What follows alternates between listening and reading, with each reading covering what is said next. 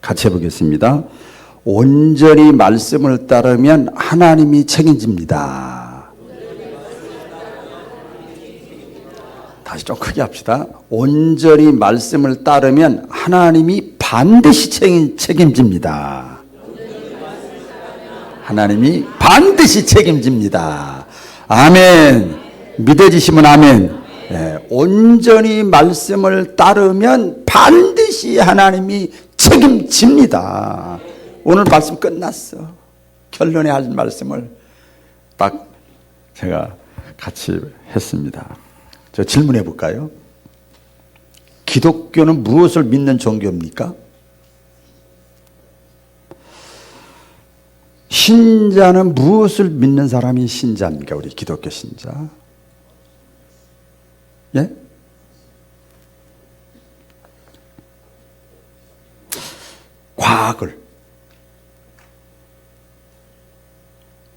과학을 믿고, 철학을 믿고, 경험을 믿고, 의학을 믿고, 상식을 믿지 않아요? 근데 제가 볼 땐 그렇게 보여요. 물질을 믿고, 사람을 믿어. 기독교는 그거 믿는 종교가 아니에요. 이런 상황일 때 깊게 들어가 보는 거예요. 다 유용합니다. 과학, 철학, 경험, 의학, 상식 다 필요하고 유용합니다. 그 불신하라는 게 아니에요. 그런데 여러분 제1순위는 아니라는 거예요. 이게 기독교 신자하고 아니냐고 차이가 있는 거예요. 할렐루야. 명목상의 신자하고 참 신자하고 차이가 여기서 나는 거예요. 여기서 다 필요하고 유용하다니까요. 그러나 1순위는 아니라는 거예요. 그걸 오늘 우리 표 있잖아요. 먼저는 아니라는 거예요. 먼저의 차이예요. 먼저 제일 먼저 제1순위는 우리 기독교 신앙은 뭘 믿느냐? 성경을 믿는 거예요. 할렐루야. 성경의 진리를 믿는 거예요. 성경의 진리를 믿는 거예요. 그래서 근데 성경이잖아요. 성경 창세기 1장 1절에 뭐라고 그랬어요? 태초에 하나님이 천지를 창조하시니라 선포했어요. 이거 뭐 증명할 필요도 없어요. 너무나 당연한 거니까. 태초에 하나님이 같이 해볼까요? 태초에 하나님이 천지를 창조하시니라. 이게 뭐예요? 하나님은 창조주 하나님이라는 거예요. 창조주 하나님 딱 선포했어요. 그리고 성경이 쓰여진 거죠. 하나님 창조주 하나님. 여기서부터 우리의 신앙이 출발해야 되는 거예요. 그렇잖아요? 여기서 신앙이 출발하는 거예요. 여기서 목회가 출발하는 거예요. 여기서 여러분의 인생이, 우리 교회가, 여러분의 사업이, 여러분의 자녀 교육이 여기서부터 출발해야 돼요. 하나님은 창조주 하나님이시다.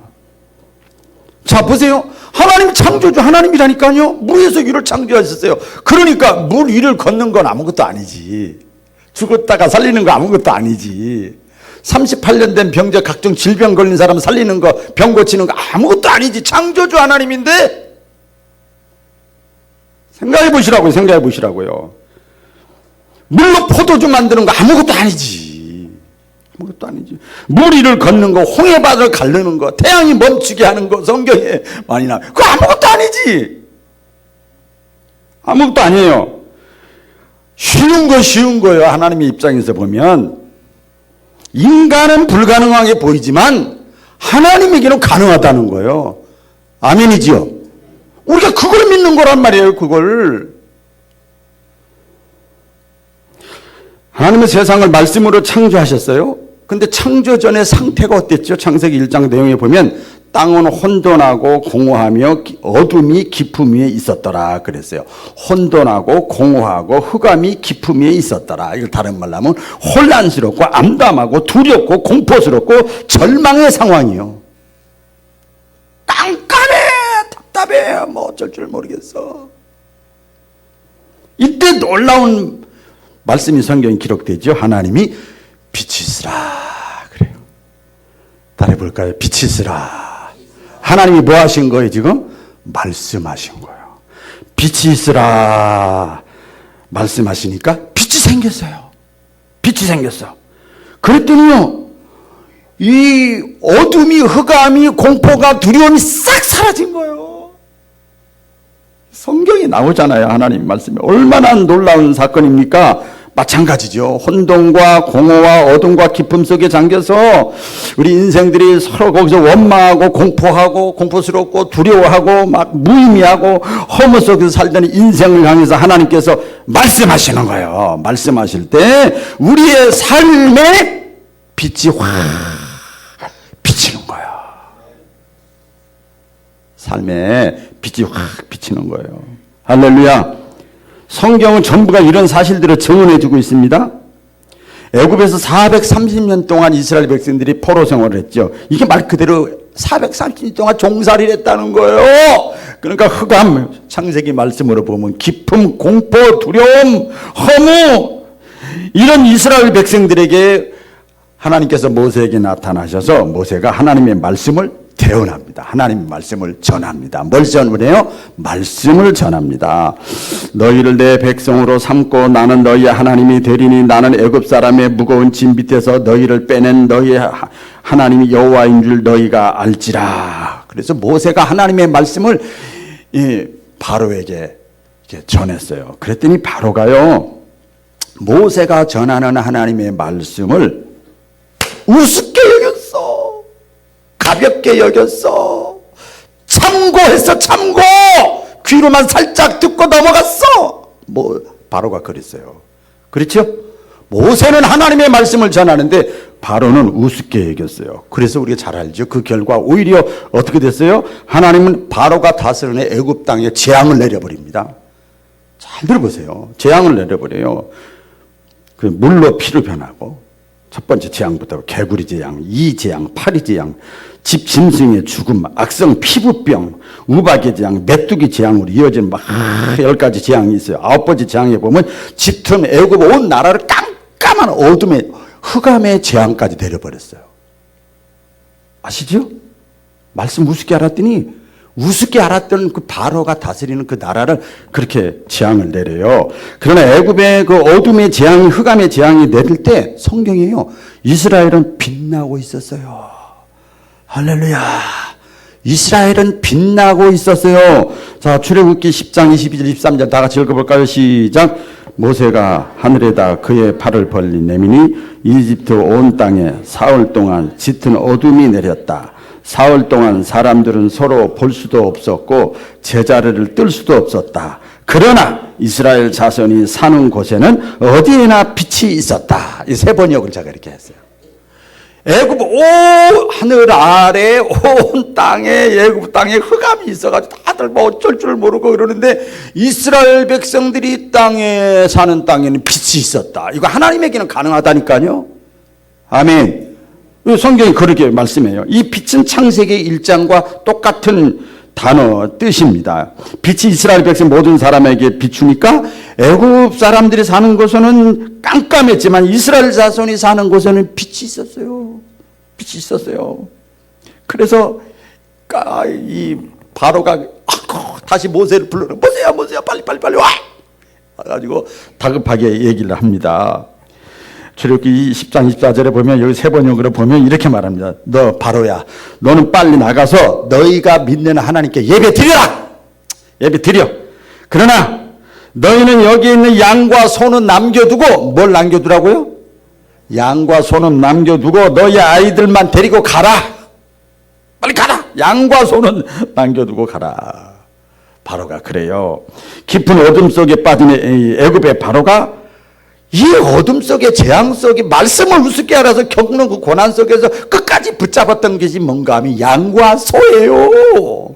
지금 이것을 모세가 하는 게 아니고 모세가 믿는 하나님이 한 거니까 하나님을 두려워해야 되는데 양과 소를 남겨두고 네 자식들 다 데리고 가라. 안타깝게 또 빛이 아니고 그것은 양과 소예요. 어리석잖아요. 어리석어요. 이 양과 소는 오늘날로 이렇게 말씀드리면 물질이요, 물질. 당장의 이해관계, 당장 눈에 보이는 것. 이게 양과 소예요. 사람이요, 빛이 없고 빛을 잃어버리면 이처럼 어리석은 판단과 생각을 하게 됩니다. 그렇게 돼요. 빛이 없으면 두려움에 사로잡히고 잘못된 선택을 합니다. 빛은 뭔가 하면 빛은 하나님의 말씀이에요. 같이 해보겠습니다. 빛은 하나님의 말씀이다. 그래서 빛 대신 하나님의 말씀이 우리의 삶에 비칠 때 흑암이 있고 공포스럽고 막 이렇게 해도 두려움이 사라지고 평안해지고 그렇게 되는 거예요. 그런데 보세요. 오늘 이 자리에 참여한 저와 여러분 보세요. 그런데 교회를 다니고 그런 하나님을 빛 대신 하나님 말씀 믿는데 평생 교회를 다니고 신앙생활하면서도 한 번도 그 하나님의 빛을, 말씀의 빛을 경험해보지 못하고 신앙생활하는 사람이 많아요. 많아요. 하나님의 말씀의 빛이 비치면은요, 아무리 내도 두렵고 힘들고 어렵고 깜깜하고 답답해도 평안하고 두려움이 사라지고 기쁨이 있고 환하고 보여지고 그렇게 되거든요. 그 빛을 경험하지 못하고 신앙생활을 하다 보니까 어둠 속에 있을 때 방황하고 줏대 없이 이리저리 흔들리고 좌우로 치우치고 그렇게 되는 거지요. 여러분, 그 결과 이 말씀의 빛이 없으니까 어떻게 되는지 아세요? 상황에 따라 변하는 거예요. 네. 상황에 따라 변하고 환경에 따라 자기의 삶과 신앙의 기초가 뿌리부터 흔들리는 거예요. 죄송합니다. 빨리 말씀드릴게요. 저도 마찬가지. 하나님의 말씀의 빛을 내가 어렵고 힘들 때 받았기 때문에 그 말씀이 내가 어떤 상황이 있어도 흔들리질 않는 거예요. 내가 안 흔들리는 거예요. 흔들리질 않아. 이게 흔들리지. 흔들리질 않아요. 그래서 여러분 말씀하죠. 누가복음 11장 30절에 보면 내 속에 빛이 어둡지 않은지 살펴보아라. 말씀이 흐릿흐릿하면 안 돼요. 주의 말씀 빛이라고 그랬죠. 시편 기자는 말씀 속에 빛이 있다고 그랬어요. 시편 106편 30절 다 같이 시작. 주의 말씀을 열면 빛이요 우둔한 사람들을 깨닫게 하나이다. 주의 말씀이 딱 비춰지면요, 내 생각이 다인 줄 알았어. 내 경험이, 내 판단이, 내 고민이 전부인 줄 알아도 거기서 헤매내고 있는 거야. 그런데 말씀이 딱 비치면요, 우둔한 사람, 어리석은 사람을 깨닫게 해주는 거예요. 깨닫게 해줘요. 여러분 삶의 과정에서 빛 대신 주님의 말씀이 여러분의 삶에 비춰지기를 사모하시기를 주의 이름으로 축원합니다. 한편 보면요, 하나님께서 이스라엘 백성들에게 말씀을 주시는 목적이 있어요. 말씀을 주시는 목적이 있다니까요. 다 같이 한번 읽어보겠습니다. 시작. 이는 곧 너희 하나님 여호와께서 너희에게 가르치라고 명하신 명령과 규례와 법도라. 너희가 건너가서 차지할 땅에서 행할 것이니 내 나를 장구하게 하기 위한 것이라. 이스라엘아 듣고 삼가 그것을 행하라.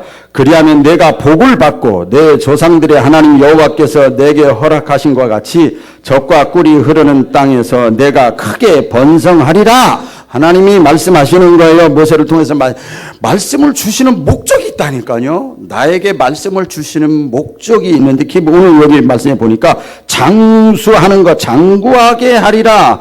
복을 주리라. 때 아멘 좀 해봐요. 복을 주리라. 그 다음에 땅에서, 네가 사는 땅에서 크게 번성하리라. 그것 때문에 말씀 주는 거예요, 여러분. 그것 때문에 말씀 주는 거예요. 그래서 하나님은 그 구약에 나오잖아요. 그 말씀이 그렇게 중요하기 때문에 하나님께서 말씀하지요. 이 말씀은 또 율법이지요. 집에 앉았을 때든지 길에 갈 때든지 누웠을 때든지 그 집 문설주에다 붙여놓고 바깥문에도 붙여놓고 이마에도 붙여놓고 손목에도 붙여놓고 그것을 시시로 묵상하라. 성경에도 적어놓고 스마트폰에도 적어놓고 다 적어놓으라 이 말이야. 다 적어놓으라야. 말씀이 잘 되게 하기 위해서 하나님 주시는 거니까. 수시로 묵상하라는 게 뭐냐면요, 이 원어에서 보면 잊지 말아라. 잊지 말아라. 막 잊어버리기 쉽죠. 막 환경이 눈에 보이는 게 많아 잊기 쉬워. 꼭 붙잡아라. 잊지 말라는 거, 묵상하라는 건 붙잡아라 그 말이에요. 여러분 하나님의 말씀은 아까 서두에 말씀드린 대로 창조력이 있어요. 창조력. 같이 해보겠습니다. 창조력. 저는 이 행정을 공부해서 행정력이라는 말을 쓰는데 이 창조력이 있어요. 무에서 유를 만들어낼 수 있는 힘, 파워가, 에너지가 있다는 거예요. 하나님의 말씀에는. 제가 지금 뭐 의사예요. 제가 뭐 돈이 많아요. 뭐 제가 대형교회 목사예요. 아무것도 아니에요. 그런데 에너지가 있다는 거예요. 에너지. 힘이 있다는 거예요. 제 속에 말씀이 있는 거예요. 다른 건 아무것도 없어요. 아무것도 없어요. 그래서 내가 아까 그 말씀대로 하면 내가 잘 살고 행복하고 성공하는 유일한 길이야. 좀 세속적인 표현 같지만 잘 살고 행복하고 성공하는 유일한 길. 여기서 예수님이 뭐라고 그래서 내가 곧 길이요 진리요 생명이라. 내가 길이다, 길. 그래서 여러분요, 우리가 중요한 순간에, 결정적인 순간에, 선택을 결정해야 될 순간에 주님의 말씀을 거부하고 양과 소를 택하고 그러면, 그리고 자기가 만든 방법으로 하면 결국은 점점 어려워지는 거예요. 언뜻 보면 인간이 만든 길, 내가 만든 길, 방법론, 이게 좋은 것 같고 지혜로운 것 같지만 사실 문제를 더 복잡하게 만들어요. 자, 보세요. 제가 몇몇 목사님들과 대화하면서 그런 얘기도 했는데 걱정스러운 게 하나 있어요. 지금 코로나 바이러스 때문에 이렇게 예배 빠지는 게 걱정스러운 게 아니에요. 뭐 영상을 하네 안 하네 이게 걱정스러운 게 아니에요. 지금 앞서가는 거야. 이제 큰일 났어. 이제 신앙관이 흔들리게 생겼어. 교회론이 흔들리게 생겼어. 교회론. 뭐 여기서 왜 드려야만 드리냐? 집에서 드려도 되지. 그렇죠? 예배론이 이제 흔들리게 생겼어요. 이게 잠재의식 속에서 다, 예. 사회적으로 어려우면 교회 안 나가도 되거든? 마찬가지로 내가 개인적으로 어려우면 교회 안 나가도 되거든. 보세요. 흔들리게 생겼어요. 이게 걱정되고, 인간이 만들어 놓은 방법, 오히려 흔들리게 만들어. 시편 1편에 보면 복 있는 사람의 길에 대해서 말씀해요. 복 있는 사람, 잘 알죠? 복 있는 사람은 여호와의 율법을 즐거워하며 그 율법을 주야로 묵상하는 자로다. 복 있는 사람 되시기를 축복합니다. 복 있는 사람이 되려면 여호와의 율법을, 뭐야? 율법이 말씀을 즐거워하며, 즐거워한다는 거, 그 말씀을 따르는 거야. 왔다 갔다 할 때. 그 말씀을 따르고 그 율법을 주야로 묵상하는 자로다. 아까 묵상이 뭐라고 그래? 잊지 말고 붙잡으라는 거예요. 이럴 때 그 말씀은 뭐라고 하는가 나에게. 그래서 하나님의 말씀을 온전히 따르려면 어떻게 해야 되는가 하면 자신의 생각과 방식과 방법을 버려야 됩니다. 같이 보겠습니다. 내 생각을 버리자. 자기 생각과 가치관을 버리지 않고는 주님의 생각과 가치관을 온전히 따를 수가 없어요. 여러분, 범사의 하나님의 말씀은 나보다 뛰어나. 인정하시면 아멘.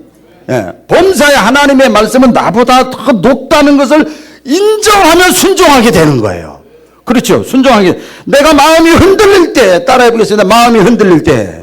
마음이 흔들리잖아요. 마음이 흔들릴 때 갈등이 생기고 고민이 생기고 막 이럴 때 내 생각보다 그때 하나님의 말씀을 선택해야 돼요.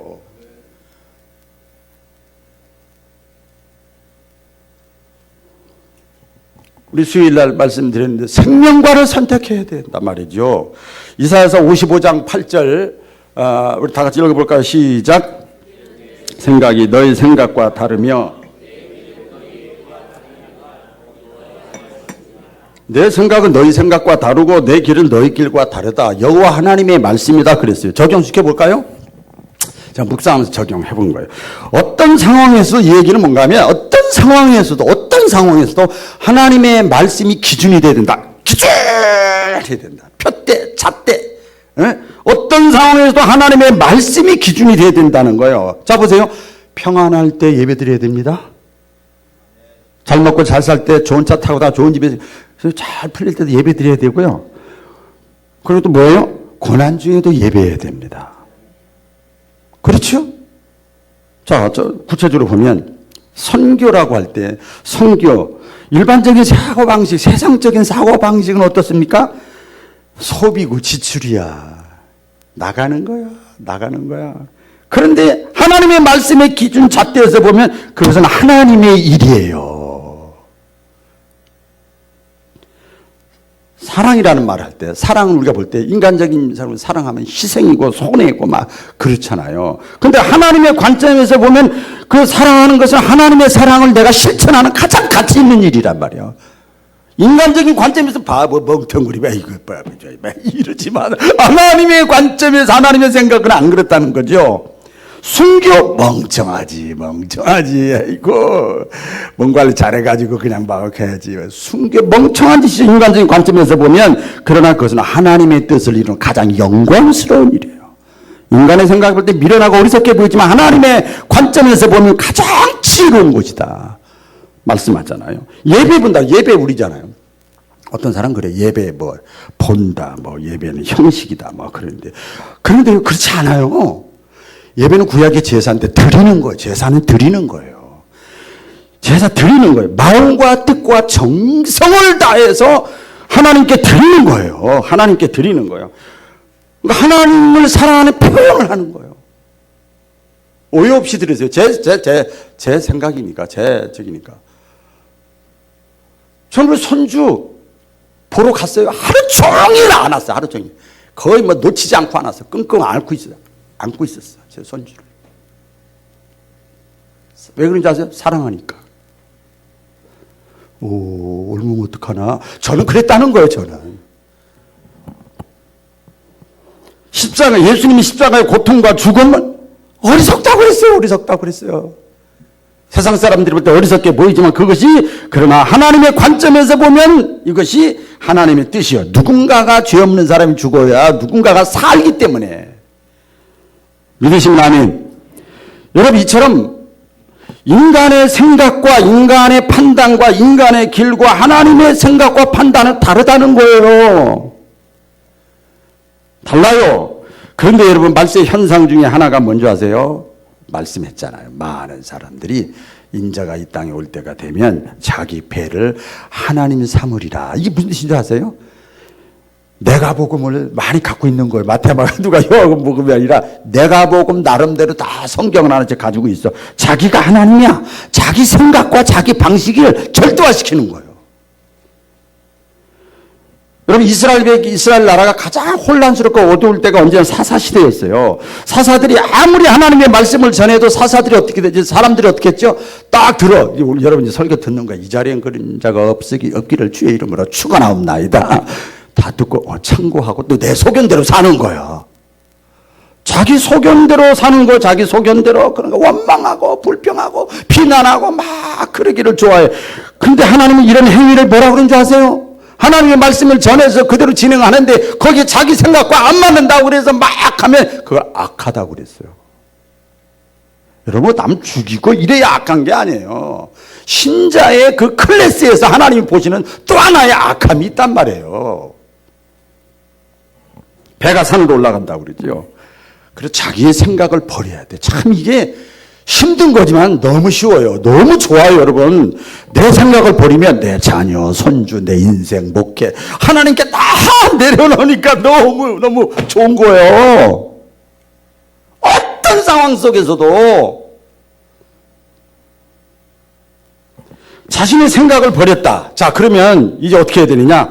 하나님의 말씀에 응답해야 됩니다. 할렐루야. 내 생각을 내려놨다는 거예요. 하나님 말씀. 그러면 하나님의 말씀에 그 다음에 응답한다는 게 뭔가 하면 순종하고 행동해야 되는 거예요. 여러분, 성경의 진리가 무엇입니까? 성경의 진리. 성경은 뭐 변하지 않는다. 하나님 말씀이 이것도 진리지만 성경의 진리는 뭔가 하면 말씀에 순종하면 하나님이 일하신다. 같이 해보겠습니다. 말씀에 순종하면 하나님이 일하신다. 저 일하신다는 걸 성경에 나오잖아요. 간섭하신다. 개입하신다. 역사하신다. 이렇게 표현해요. 내가 말씀에 순종하면 하나님이 일하신다는 게 진리란 말이에요. 아멘. 그 순종을 안 하니까 하나님이 역사를 안 하는 거예요. 그래서 내가 말씀에 순종하면 하나님이 역사하시는데 그것이 뭐냐? 기적이고 치유고 열매고 문제 해결이에요. 여러분, 그래서 이 사실을 깨달은 그 여호수아 있죠. 살아있을 때 마지막으로 모든 지도자들을 모아놓고 유언을 합니다. 뭐라고 유언하냐면 하나님의 말씀에 너희가 많이 들었지? 그러면 철저하게 순종해라. 아멘. 철저하게 순종해라. 다 나오죠. 23장 시작. 그러므로 너희는 크게 힘써 모세의 율법 책에 기록된 것을 다 지켜 행하라. 그것을 떠나 우로나 좌로나 치우치지 말라. 여기 그랬잖아요. 율법에 기록된 것을, 그러니까 하나님의 말씀을 뭐라고 그래요? 다 지켜 행하라. 이제 나를 내려놨으면 이제 지켜 행하고, 그것을 떠나 좌로나 흔들리지 말고 치우치지 말아라. 다 행하라. 그랬어요. 여호수아가 그렇게 하고 나서 여호수아가 그렇게 살았어요. 여호수아가 그렇게 살았더니요, 유혹과 어떤 위험과 여러 가지 고난 속에서 말씀을 따라 순종하며 여호수아가 살았더니 어떻게 됐죠? 모세 후계자가 됐잖아요. 그렇죠? 정탐꾼의 12명의 정탐꾼, 여러분 그 수십만 명, 100만 명 이렇게 있는 중에서 12명으로 선택된다는 게 보통 일이에요. 정탐꾼에 선별됐죠. 정탐꾼 12명 중에서도 2명 믿음의 보고를 하는 사람이 됐지. 그렇죠. 모세 후계자가 됐지. 가나안 땅을 정복할 수 있었지. 말씀에 순종하니까 하나님이 여호수아를 그렇게 사용하신 거예요. 예? 여러분, 이런 상황에서 우리가 기억을 해야 됩니다. 이런 상황에서. 예? 이왕에 나오셨으니까 잘 들어보세요. 성경은 서적이 아니에요. 서적이 아니야. 성경은 지식의 책이 아니라는 거예요. 하나님의 영감으로, 모든 성경은 하나님의 영감으로 쓰여졌기 때문에 성경은 책이고 서적이, 큰 대의적인 관점에서 보면 그렇지만 이것은 하나님의 말씀이에요. 하나님의 말씀이란 말이에요. 그러므로 말씀은 이 말씀이기 때문에 이것은 눈으로 보고 머리로 보면 안 된다 이 말이에요. 손과 발로 읽어야 되는 거예요. 아멘이죠? 예? 손과 발로 읽었던 사람이 많아요. 여호수아도 그랬고, 다윗도 그랬고, 사도 바울도 그랬고, 예수님도 그랬고, 그것을 하나님의 말씀에 있는 걸 머리로 지식으로만 끝난 게 아니고 실제적으로 다 이런 상황 저런 상황 속에서도 손과 발로 읽었다는 거예요. 그 이현주 목사라는 책이란 모름지기라는 그 시를 제가 소개해 드릴게요. 나는 가끔 유리책을 본다. 그러나 나의 유리책이 감자탕이나 북엇국으로 꽃을 피우는 일은 한 번도 없다. 그런데 아내도 가끔 유리책을 본다. 그런데 아내의 유리책은 곧장 밥상으로 올라가 콩나물밥이나 동태찜으로 태어난다. 책이란 모름지기 나처럼 읽지 말고 아내처럼 읽을 일이다. 눈으로만 머리로만 읽지 않고 손발로 읽을 일이다. 손발로 읽는다는 말은 무슨 뜻입니까? 실제 쓰여진 그대로 내가 따라가는 거예요. 내가 순종하는 거예요. 그래야 기적이, 열매가, 변화가 일어나는 것을 믿으시기를 주의 이름으로 축원합니다. 예? 그 신앙생활이라는 건 내 뜻, 세상의 말, 사람들의 말을 듣는 것이 아니라 요럴 때 막 요리 갈까 저리 갈까 할 때 그때 하나님의 말씀을 따르는 게 신앙생활이란 말이죠. 진짜 신앙은 그래서 머리로 아는 것이 진짜 신앙이 아니라 따름이 있을 때, 여러분, 하나님의 말씀은 진리입니다. 할렐루야. 하나님의 말씀은 진리예요. 안 넘어가요, 이제. 네. 하나님의 말씀은 진리입니다. 따라해보겠습니다. 하나님의 말씀은 진리입니다. 그게 뭐예요? 반드시 이루어진다는 거예요. 자, 보세요. 하나님의 말씀은 진리다. 반드시 이루어진다. 그 얘기 뭐냐면 하나님이 말씀하신 것은 하나님이 반드시 지킨다는 거예요. 책임진다는 거예요. 책임져. 하나님이 말씀하신 것은 절대적으로 하나님이 지키신다. 그 말이에요. 그런데 자, 보세요. 사람의 말, 사람의 글, 사람의 책, 사람의 예측은 진리가 아닙니다. 정치를 보면 그 여당은 책임져야 돼. 공직자는. 야당은 아니면 말고 막 그냥 하는 거야. 그냥. 여러분 지도자가 돼보신 분들은 지도자의 마음을 알아. 그냥 거 쉬워. 이것은 눈 감고 그냥 쉬워. 그런데 내가 그 책임을 진다? 인간의 말은 책임성이 없어. 예측일 뿐입니다. 여기서 우리가 선택하고 결단을 해야 됩니다. 내가 책임성 있는 하나님의 말씀을 선택하고 따를 것인가? 세상과 인간의 예측을 내가 따라갈 것인가? 결단해야 돼요. 또 적용시켜볼게요. 제가 묵상하면서 많이 적어놨는데 실제 적용시켜보면 생각해 봅시다. 코로나19잖아요, 지금. 아무리 조심해도요. 조용조용하게 말씀드릴게요. 조심한다는 게 뭐예요? 손 씻고 30초 물에다 넣고 씻고 접촉 조심하고 거리 두고 마스크 쓰고 외출 자제하고 사람 많이 가는 거 최소화시키고 방역 소독하고 그렇게 하잖아요. 그런데 코로나19에 걸렸어. 그런 거 하나도 안 한 사람이 걸렸으면 이해가 가는데 그거 한 사람 다 걸렸어. 산후조리원도 걸리고 오늘 아침에 보니까 콜센터도 걸리고 복지관도 걸리고 교회도 걸리고 병원도 걸리고 공공기관도 걸리고 국가기관도 걸리고 가정에서도 걸리고 뭐 학원도 걸리고 엘리베이터도 식당도 걸리고 다 걸려. 그렇게 조심했는데 그렇죠? 일반 생활도 마찬가지입니다. 내가 아무리 믿음이 좋아도요, 건강관리를 위해서 노력하는 것이 있어요. 이제 건강관리를 위해서 신경 쓰는 게 있어요. 뭐예요? 운동하는 거예요. 취미생활하고, 운동하고, 걷기 하고, 식습관 조절하고, 영양제 먹고, 가습기 하고, 공기청정기 하고, 공기순환시키고, 약 먹고, 영양크림 바르고, 피부 관리하고, 다이어트 하고, 수술도 하고, 이러죠? 그런데 어떠죠? 그런데도 암에 걸려. 그런데도 늙어. 예. 그런데도 피곤해. 그런데도 질병이 걸려요. 그렇죠? 그렇잖아요, 여러분. 그래서 아까 제가 약속한 거는 지켜야 돼. 그래서 면역력 강화를 위해서 여러분 이건 빨리 읽어드릴 거예요, 제가. 면역력 강화시키는 거예요. 일찍 자고 일찍 일어나는 거예요.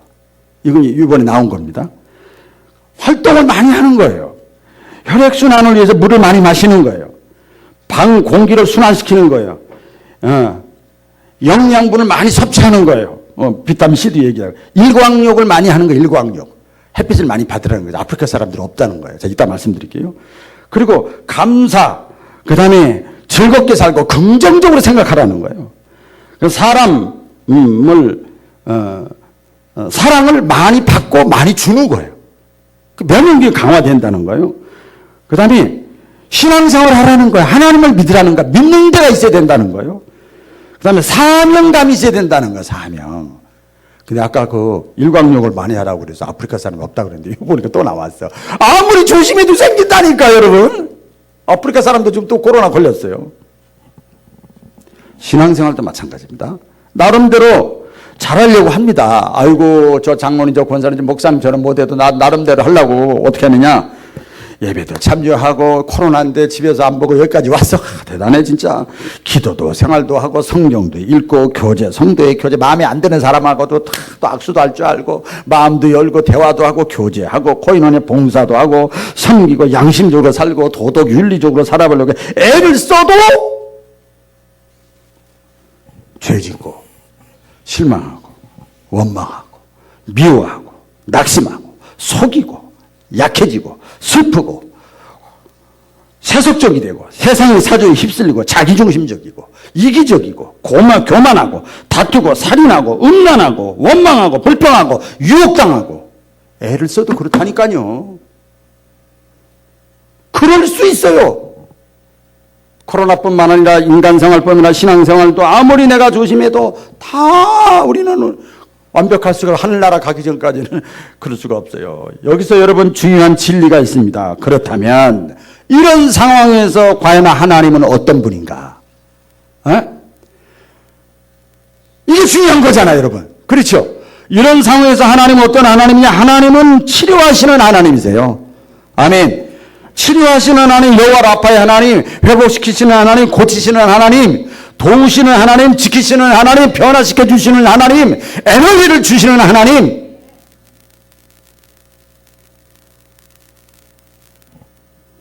성경은 온통 이러한 하나님의 말씀, 약속, 보장으로 가득 차 있어요. 시편 90편 1절, 6절 다 같이 자, 읽겠습니다. 시작.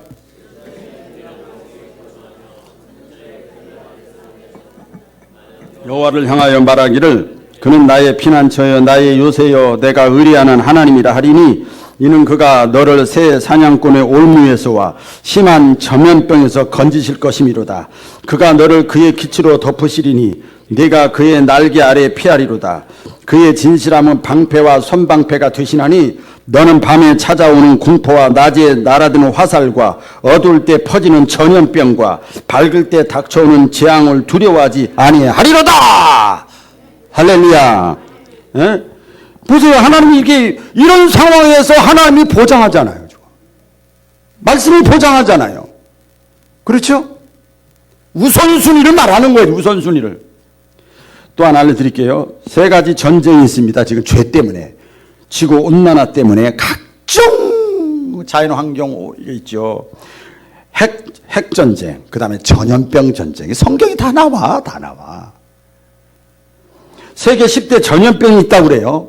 알려드릴게요. 에이즈, 스페인 독감, 아시아 독감, 지금까지 있었던 거. 인플루엔자, 홍콩 독감, 에볼라, 홍역, 뇌수막염, 사스, 신종플루. 이 10대 독감이래요. 다 전염병의 일종이고요. 그런데 이럴 때 하나님의 말씀, 이런 상황에서 우리는 그걸 어떻게 돼? 하나님의 말씀에 순종해보는 거예요. 1순위로. 그렇죠? 내 생각을 내려놨으면 하나님의 말씀에 내가 응답하는 거예요. 어떻게 응답할 거예요? 어떻게 선택하고 어떻게 결정하느냐, 어떻게 행동하느냐, 어떻게 따르느냐, 어떻게 실천하느냐. 머릿속에 있는 것이 아니라. 오늘 본문 말씀이 그거 아닙니까? 시편 119편 다윗이 신앙 고백을 어떻게 합니까? 다 같이 또 시작. 주의 말씀은 내 발의 등이요 내 길의 빛이니이다. 주의 의로운 규례를 지키기로 맹세하고 굳게 정하였나이다. 나의 고난이 매우 심하오니 여호와여 주의 말씀대로 나를 살아나게 하소서. 뭐라고 그래요? 다윗이 고백하는 거예요. 어떤 상황에서도 뭐라고 그래요? 주의 말씀은 내 발의 등이요 길이요 빛이니이다.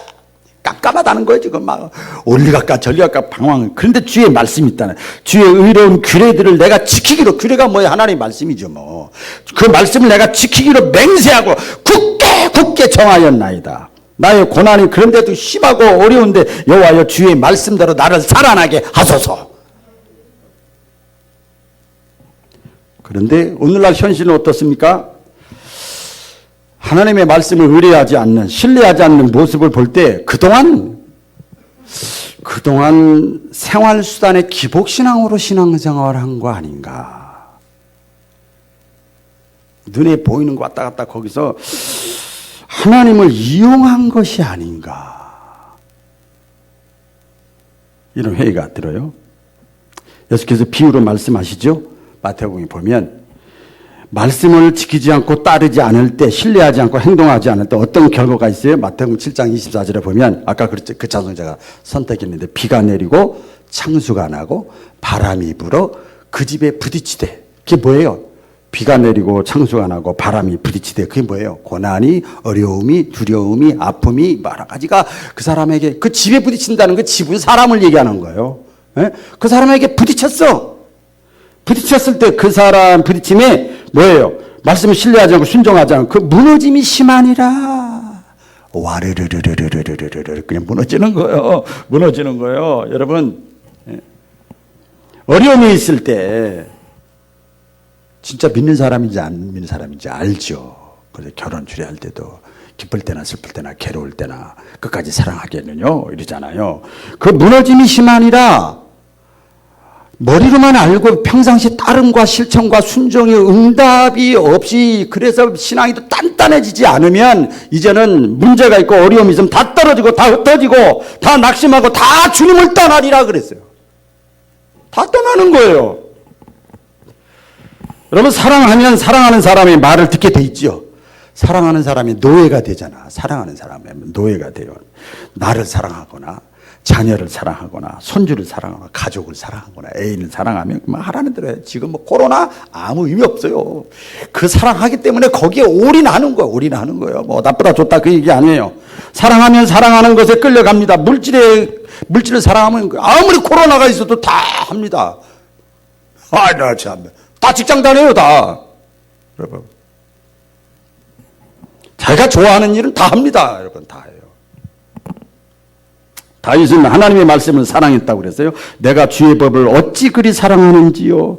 내가 그것을 종일 작은 소리로 읊조리니다. 내가 주의 말씀을 어찌 그리 내가 하나님의 말씀을 읊조리니다. 그래서 다윗은 잘 알죠. 코로나와 19가 문제가 아니요. 다윗은요, 그 일생을 잠깐 읊어보면요, 골리앗의 위협 앞에 다른 사람들이 전부 다 안 돼. 죽었어. 끝났어.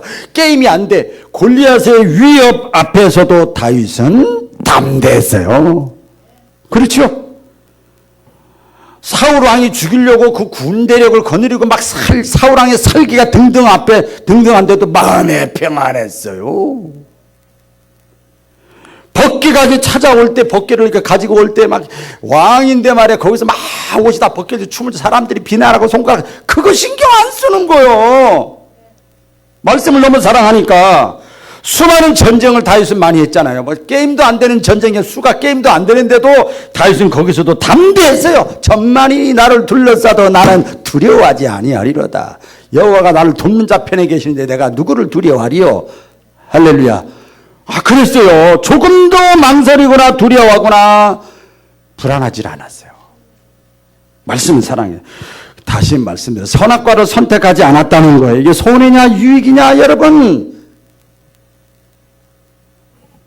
생명나무 선택해야 돼요. 생명나무. 뭐냐? 생명의 주가 되시는 생명. 말씀은 생명이고 예수님은 생명이에요. 말씀의 주가 되시는 생명나무. 말씀을 붙잡고 내가 손발이 돼서 움직이는 거예요. 움직이는 거예요. 이거 쉽지가 않아요. 여러분, 다 평안할 땐 사람 다 좋습니다. 이해관계가 없을 때는요, 다 관계가 좋아요. 근데 내가 고난이 있고 저 사람이 고난이 있고 어려움이 있을 때는 진짜 가짜가 딱 드러납니다. 여러분, 신앙도 마찬가지예요. 다 드러나게 돼 있어요.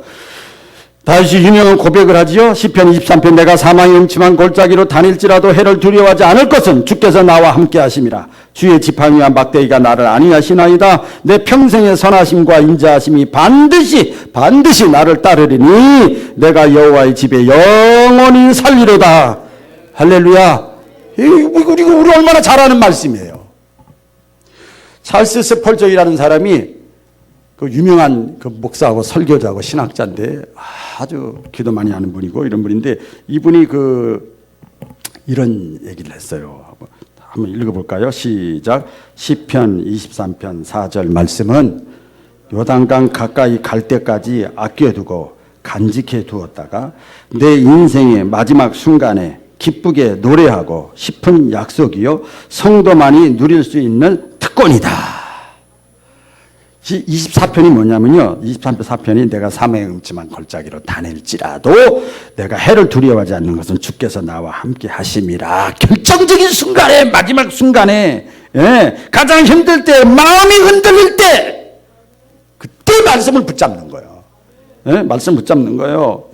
여러분, 범사에 기쁠 때나 슬플 때나 평안할 때나 괴로울 때나 이해가 될 때나 안 될 때나 이럴 때나 저럴 때나 개인적으로 가정적으로 물질적으로 관계적으로 사회적으로 어떤 것이 있어도 하나님의 말씀을 끝까지 신뢰하고 붙잡고 그 말씀에 순종하시기를 주의 이름으로 축원합니다. 그러면 하나님은 말씀에 책임성이 있기 때문에 하나님은 반드시 책임지시는 거예요. 온전히 말씀을 따르면 하나님이 책임지시는 거예요. 말씀을 맺겠습니다. 이거 한번 긴데 좋은 글이라 제가 소개를 합니다. 같이 한번 읽어볼까요? 시작. 나의 침상이 되고 어두울 때 성경은 나의 불빛이 되네. 줄일 때의 성경은 나의 만나가 되고 두려울 때 성경은 나의 무기가 되네. 일할 때의 성경은 나의 연장이 되고 찬미할 때 성경은 나의 악기가 되네. 무지할 때 성경은 나의 교실이 되고 실족할 때 성경은 나의 반석이 되네. 위험할 때 성경은 나의 보호가 되고 세상 뜰 때 성경은 나의 천국이 되리. 아멘. 할렐루야. 기도하겠습니다.